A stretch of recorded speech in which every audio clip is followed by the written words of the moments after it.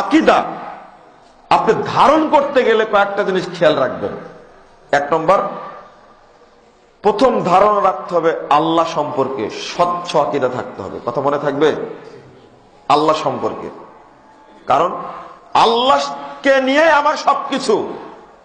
আল্লাহ সম্পর্কে আকীদা যদি ভালো না থাকে আপনার কোনো আমল কবুল হবে না।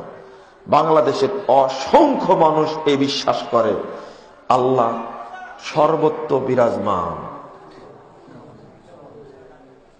আমার আল্লাহ সপ্তম আসমানের উপরে মহান আরশে সমুন্নত। আল্লাহর পরিচয় আল্লাহ নিজেই দিচ্ছেন সূরা তাহা 5 নম্বর আয়াত, আর রহমান আলাল আরশি ইস্তাওয়া। রহমান আল্লাহ আরশের উপরে সমন্বিত।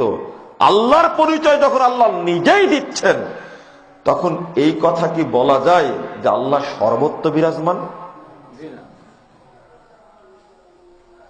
সর্বত্র বিরাজমান এই কথা বললে এটা অনেক খারাপ কথা আপনার হৃদয়ে চলে আসবে।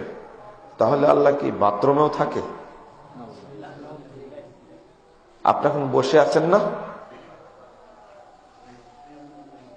আপনি ভাবছেন আল্লাহ যখন সব জায়গায় থাকে তাহলে আমার হাঁটুর নিচে একটু জায়গা ফাঁক আছে, এখানে কি আল্লাহ আছে? আমি একজন আলেমকে জিজ্ঞেস করেছিলাম, আপনি যে এই টুলের উপরে বসে আছেন গোল, ওটাকে মোড়া বলেন না কি বলেন আপনারা? বসে আছেন মোড়া, বলছে মোড়ার নিচে ফাঁক আছে না নিচে? তা আমি বললাম যে আল্লাহ কি এখানেও আছে? তখন কথা বলেন, বলেন আল্লাহ কি এখানে আছে? সর্বত্র বিরাজমান মানে কি? আল্লাহ কি এখানেও আছে? আর কয় না, বলেন না। আল্লাহর পরিচয় আল্লাহ দিচ্ছেন এইভাবে। মানুষ আল্লাহর পরিচয়টাকে বৃদ্ধাঙ্গুলি দেখিয়েছে। আর একটা, আল্লাহ নিরাকার সত্তা বলা হচ্ছে কি? আল্লাহ নিরাকার সত্তা। আপনারা 1 নম্বর আকীদা, আল্লাহর ব্যাপারে শক্ত আকীদা পোষণ করুন। আল্লাহ রব্বুল আলামিন নিরাকার সত্তা নয়, আল্লাহর আকার রয়েছে। আল্লাহর আকার রয়েছে, আল্লাহর হাত রয়েছে। সূরা মায়েদা 64 নম্বর আয়াত খুলুন। আল্লাহ বলেছেন ইয়াদুল্লাহে মাগলুলা। ইহুদি খ্রিস্টানরা বলল যে আল্লাহর হাত বন্ধ হয়ে গেছে। আল্লাহ জবাব দিচ্ছেন বাল ইয়াদাহু মাবসুতাতান। আরে বন্ধ হয়ে গেছে মানে আল্লাহর 2 হাতই প্রশস্ত। আল্লাহ নিজে পরিচয় দিচ্ছেন। আপনি আল্লাহর চোখ আছে দেখবেন। আপনি কোরআন আয়াত খুলুন, সূরা তাহা 39 নম্বর আয়াতটা খুলুন। মূসা আলাইহিস সালামকে আল্লাহ বলেছেন ওয়া আলকাইতু আলাইকা মাহাব্বাতাম মিন্নি লিতুসনা আলা আইনি। মুহাম্মদ, মূসা, তোমার প্রতি আমার মহব্বতটাকে ঢেলে দিয়েছি যেন আমার চোখের সামনে তুমি বড় হও। আল্লাহ বলছেন এটা। নিরাকার জিনিসের কি চোখ থাকে? যার হাত আছে সে কি নিরাকার হয়? তবে কথা হলো এই, লাইসা কামিসলিহি শাই ওয়া হুয়াস সামিউল বাসীর। সূরা শুরা 11 নম্বর আয়াত। আল্লাহর তুলনীয় কিছুই নেই, তার সাথে কোনো জিনিসের তুলনা করা যাবে না। তিনি সর্বশ্রোতা সর্বদ্রষ্টা। আল্লাহর সাথে কোনো জিনিসের তুলনা চলবে না। তার হাত তার মতো, তার চোখ তার মতো, পৃথিবীর কোন বস্তু সাথে তুলনীয় নয়। আপনি বলতে পারবেন না যে আল্লাহর চোখটা মানুষের চোখের মতো, নাউজুবিল্লাহ, না, এটা বলা যাবে না। কোন সাদৃশ্য চলবে না। বলতে হবে কি আল্লাহর হাত আছে তার মতো, তিনি যেটা হাত পছন্দ করেন তার মতো। পৃথিবীর কোন জিনিসের সাদৃশ্যপূর্ণ হবে না। আপনি আশ্চর্য হবেন, এই আয়াতগুলো যদি না মানা হয় তাহলে সম্পূর্ণ আয়াতগুলোকে অস্বীকার করা হলো। পরিণাম কি হবে? আল্লাহর পায়ের গুছা আছে। পায়ের গুছা টাকনু থেকে হাঁটু পর্যন্ত মাঝখানে অংশটা পায়ের গুছা বলা হয়। ইয়াউমা ইয়াকশাফু আন সাকিহি ওয়া ইয়াদউনা ইলা সুজুদ। সূরা কলম 42 নম্বর আয়াত।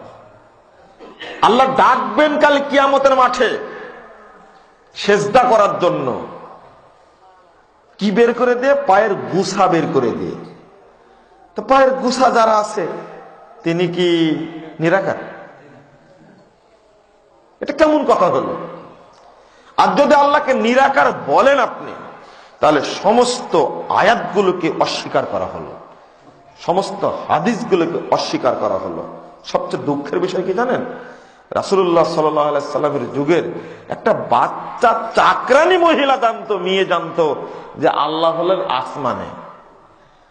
আর আমার দেশের সহিহ বুখারী পড়াচ্ছে 56 বছর যাবত, 55 বছর যাবত, মুসলিম পড়াচ্ছে 40 বছর যাবত, 60 বছর যাবত, কিন্তু এই সমস্ত আলেমরা জানে না আল্লাহ কোথায় আছে। রাসূল সাল্লাল্লাহু আলাইহি সাল্লামের যুগে আবু বকর আস-সুলামি নামে একজন সাহাবী, তার বকরি চালাতো মাঠে, তার একটা রাখাল, একটা বাচ্চা মেয়ে, একটা ছাগল বাঘে নিয়ে গেছে। তো সাহাবী রেগে গিয়ে তাকে খুব জোরে টেনে এক চড় মারছে। খুব খারাপ লেগে রাসূলের কাছে বলতে গেছেন, আল্লাহ রাসূল আমি এই কাজ করেছি। এটা শোনার পরে সাহাবী বলতে ফাআজ্জামা যালিকা আলাইয়া, এটা শুনে আল্লাহ রাসূল আরো কঠিন মনে করলেন। মারলে কেন তুমি? তুমি কি ওই ছাগলটাকে ফেরত নিয়ে আসতে পারবে? একটা বাচ্চা মেয়েকে মেরে দিলে তুমি। বিষয়টা এইরকম। তখন সাহাবী বাঁচার জন্য বলছেন রাসূলের কাছে, আফালা কুতে কুহা ইয়া রাসূলুল্লাহ, আল্লাহ রাসূল বাচ্চাটাকে আমি আযাদ করে দিই, আমি আযাদ করে দিই, দিলে মারতে পারবো তো? খুব কঠিন মনে করলেন একটা থাপ্পড় মারাকে। এই হাদিস যদি জানতো জজ সাহেব, তাহলে কাজের মেয়েকে মারতো না। জেলখানায় আছে না একটা জজ, কে যে ওকে জজ বানাইছে, 17টি দাগের চিহ্ন আছে, এত মার দিয়েছে একটা বাচ্চা মেয়েকে। এটা হলো বাংলাদেশ। দেখেন রাসূলের আদর্শ। এক শ্রেণীর উদ্ভট লম্পট মানুষ বলে ইসলাম মানে জঙ্গিবাদ, ইসলাম মানে জঙ্গি তৎপরতা। এরা কত যে বেহায়া, এরা যে কত বড় অজ্ঞ, এরা কত বড় দেশের শত্রু, এটা তার প্রমাণ। একটা থাপ্পড় মেরেছে, তাই আল্লাহ রাসূল সহ্য করতে পারছেন না। একটা থাপ্পড় মেরেছে, সহ্য করতে পারছে না। আর বলে যে ইসলাম হলো জঙ্গি ধর্ম, ইসলাম হলো জঙ্গি ধর্ম। আল্লাহ নবী শক্ত মনে করার কারণে সঙ্গে সঙ্গে সাহাবী বলছেন, আল্লাহ রাসূল আমি ওকে যদি আজাদ করে দিই, আমি যদি মুক্ত করে দিই, আর আমি ওকে চাকরানি রাখবো না, ওকে আজাদ করে দেব, তাহলে কি মাপ পাবো? আল্লাহ রাসূল সাল্লাল্লাহু আলাইহি সাল্লাম বলছেন, এই তিনি বিহা, তুমি আমার কাছে নিয়ে আসো। সাহাবী বলছেন ফাআতাইতুহু বি, আমি নিয়ে আসলাম। আল্লাহ রাসূল জিজ্ঞেস করলেন, আইন আল্লাহ, বলো তো আল্লাহ কোথায়? তখন ওই বাচ্চা মেয়েটি রাখাল, ছাগলের রাখাল, ও বলছে ফিস সামা, আল্লাহ হলেন আসমানে। এই উত্তর কি আমার দেশের হুজুরেরা দিতে পারবে? না। এটা তো সহিহ মুসলিমের হাদিস 203 পৃষ্ঠা প্রথম খণ্ডের মুসলিম হাদিসে আছে। এক হুজুরকে বলছি 36 বছর যাবত মুসলিম পড়াচ্ছে। আমি বললাম যে আপনি কি হাদিস দেখেননি? বাচ্চা মেয়েটা বলতে ফিসামা, আল্লাহ আসমানে, রাসূলের সামনে বলছে। এই আকীদা যদি খারাপ হতো তাহলে রাসূলকে মেনে নিতেন?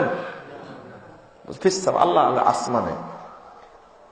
তখন বলছে যে মুসলিমে কি হাদিস আছে? ও আপনার 36 বছর যাবত পড়াচ্ছেন, বলে মুসলিমে কি হাদিস আছে? একজন ডক্টর মানুষ 22 বছর যাবত সহিহ বুখারী পড়াচ্ছে, উনি বলছেন বুখারীতে এক রাকাত বেতের হাদিস নাই। আমি বললাম যে স্যার বলেন কি আপনি? বলছে না, তুমি হালকা মনে করলাম 22 বছর ধরে বুখারী পড়াচ্ছি, থাকলে আমি জানবো না? বুখারী এসে সামনে যখন ফেড়ে দিয়েছে, আর একজন টিচার সাথে আছেন, দেখে বলছেন যে এই বুখারী তো পড়াইছি, কিন্তু এক রাকাত বেতের হাদিস যা আছে এটা তো চোখেই পড়েনি। চোখে পড়বে কেমনে? চোখে পড়বে কেমনে? ওরা জন্ডিসের রোগীও বুঝতে পারেননি আপনি? চোখে পড়বে কি করে? চিন্তাই করা যায় না, ভাবাই যায় না। 995 নম্বর হাদিস সহিহ বুখারী খুলেন, ওই 22 বছর যাবত পড়াচ্ছে, চোখে পড়েনি। আল্লাহ রাসূল বললেন মানা না, বলো তো আমি কে? তখন বাচ্চা মেয়েটি জবাব দিচ্ছে আনতা রাসূলুল্লাহ, আপনি হলেন আল্লাহর রাসূল, আপনি আল্লাহর রাসূল। এই দুইটি বাক্য শোনার পরে রাসূল বললেন, আতিকহা ফাইন্নাহা মুমিনা, তুমি তাকে ছেড়ে দাও, এগুলো মুমিনা মহিলা একটা। এই দুইটা কথা শুনে আমি এই হাদিসটা বলি যে একটা বাচ্চা মেয়ে ছাগলের রাখাল, এ জানে আল্লাহ হলেন আসমানে, আর 60 বছর যাবৎ মুসলিম পড়াচ্ছেন, তিনি জানেন না আল্লাহ কোথায়। আকীদা শুদ্ধ করুন, আকীদা শুদ্ধ করুন।